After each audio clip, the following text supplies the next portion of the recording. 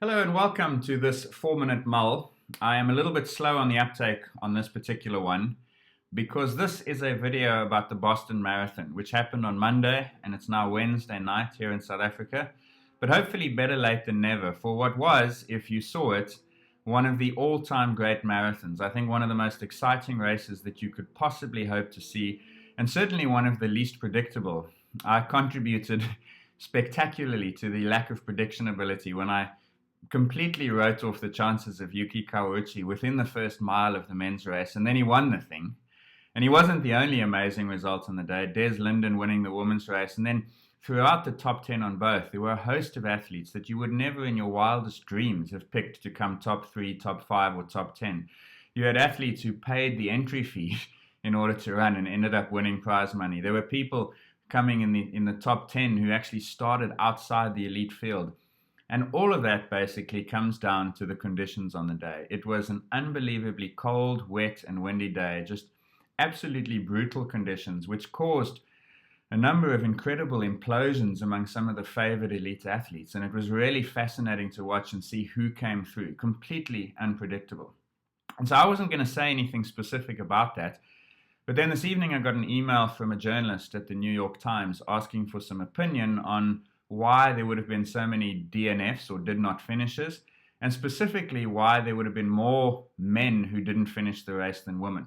And I'd read some of those stats earlier in the day on letsrun.com's website, and so I'd been thinking a little bit about it anyway, and I wanted to share with you those thoughts in this video. So this is my attempt at offering you a few theories, not answers, because it's called a mull for a reason. I'm thinking about them myself. But these are my theories for why some athletes would have excelled in the cold and others would have suffered and underperformed and ultimately not finished. So let's start by framing the concept. And what we're talking about here is thermoregulation, which is to say, how does the body regulate its temperature during exercise? Now, at the weekend, and this was the subject of my previous mull, we saw the very dramatic case of Callum Hawkins during the men's marathon at the Commonwealth Games. And his problem there was that he was unable to keep his body temperature low enough. And so he exceeds a critical level of hypothermia, and then he moves into heat stroke territory, and we saw dramatically how that played out on Sunday down at the Gold Coast. The problem in Boston moves us to the opposite end of the spectrum, because now we have cold, wet, and windy conditions where the challenge for the athlete is keeping their temperature high enough. And so obviously, when they are running, they are generating significant amount of heat, but they're also losing that heat through convective cooling and evaporation. And when it's cold and wet in particular, plus you add the wind, heat loss can actually then exceed heat production and the athlete's temperature starts to drift down. Once that happens enough, then the athlete becomes hypothermic, which is to say too cold. And at some point, they start to shiver, because the body is trying to generate heat in order to get that temperature back up. And I'll talk about shivering in detail a little bit later on, but suffice to say for now, what you don't want when you're trying to exercise is to shiver, because it causes all kinds of other problems with energy supply and coordination. So shivering is bad.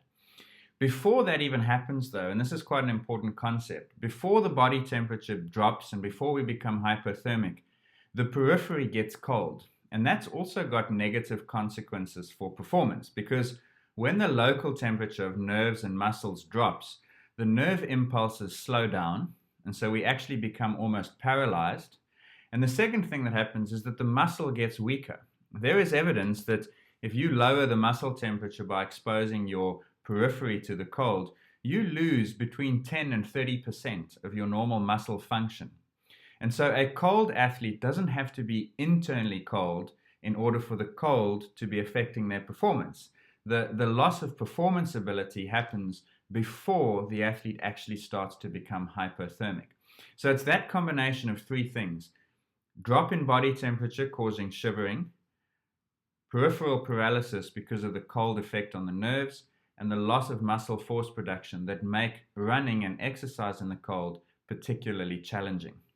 So the next concept to discuss is, how does the body defend its temperature? Because eventually, exposed to cold, wet, and windy conditions, the body temperature will start to drift down. And the key here is insulation. Now, as you're sitting there watching this, 80% of your body's insulation is provided by muscle that is underperfused. In other words, muscle that is not currently receiving blood flow. The moment you start exercising and blood does go to the muscle, it becomes perfused. It also loses a great deal of its insulation ability. And when that happens, the only insulation left comes from body fat.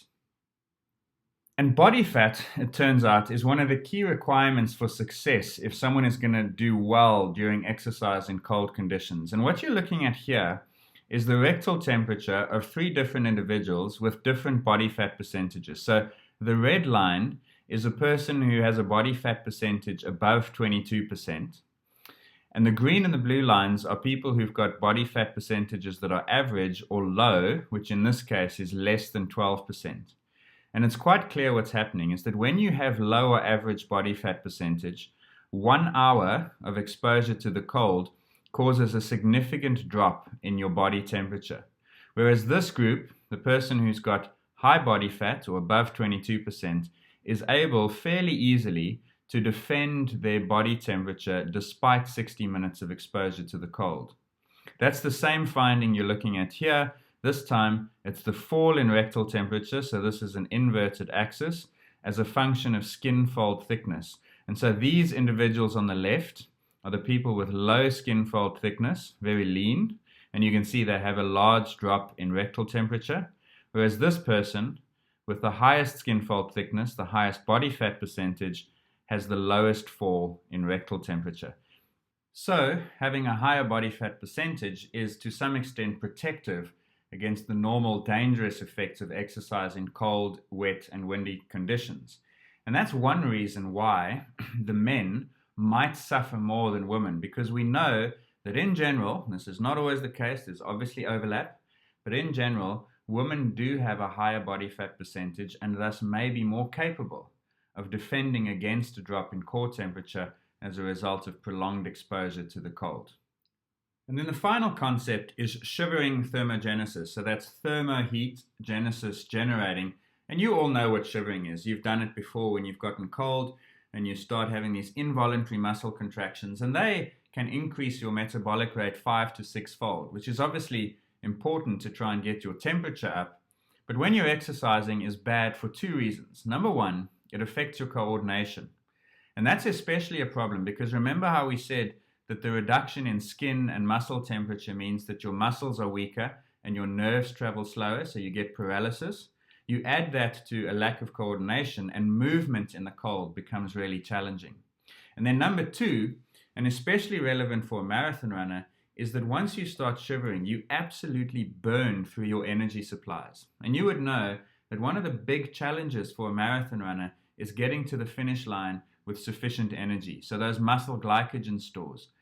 And shivering demands an enormous amount of those stores. And so it's not surprising that athletes in the cold will hit the proverbial wall much sooner because that shivering response just absolutely eats away at their muscle glycogen stores. Now, one of the things, and this is an important concept to understand about who does well in the cold, is that when someone is accustomed to being in cold weather during exercise, there is evidence that they have delayed shivering, so they shiver later, and once they start shivering, they also shiver less. And the reason that happens is because they develop, through cold exposure and habituation or acclimation, they develop other forms of heat production that are not reliant on shivering. And that's obviously beneficial to performance. So now we have a second factor to put into our Boston's successful athlete criteria. Number one is you had to have a insulation, not muscle, so in other words, body fat percentage that was high enough to insulate you. And number 2 is if you are adapted to cold weather, you shiver less, you shiver later, and therefore you can defend your body temperature without compromising your performance ability. So I'm going to leave it there because otherwise this is going to become my own personal Boston Marathon, as these videos tend to. We've discovered 2 factors that would be crucial to success on a cold, wet, windy Boston Marathon. Number 1 is insulation, and number 2 is the ability to delay shivering and to then shiver less. One of those might explain in part why women do relatively better in those conditions than men. There are a number of other factors that I think play a role there. And I don't have the time, unfortunately, to go into those in this video. So what I'm going to do is, on my website, I'm going to discuss 5 factors that I think might explain why men have a higher dropout rate than women in this year's Boston Marathon and potentially in cold, wet, windy conditions. So go to the website, The Science of Sport, and find this video, and beneath that you'll be able to read some of those theories. I'm going to leave that for this particular video and say thanks for watching. Check out the site for the rest and for further detail, and join me next time. Ciao.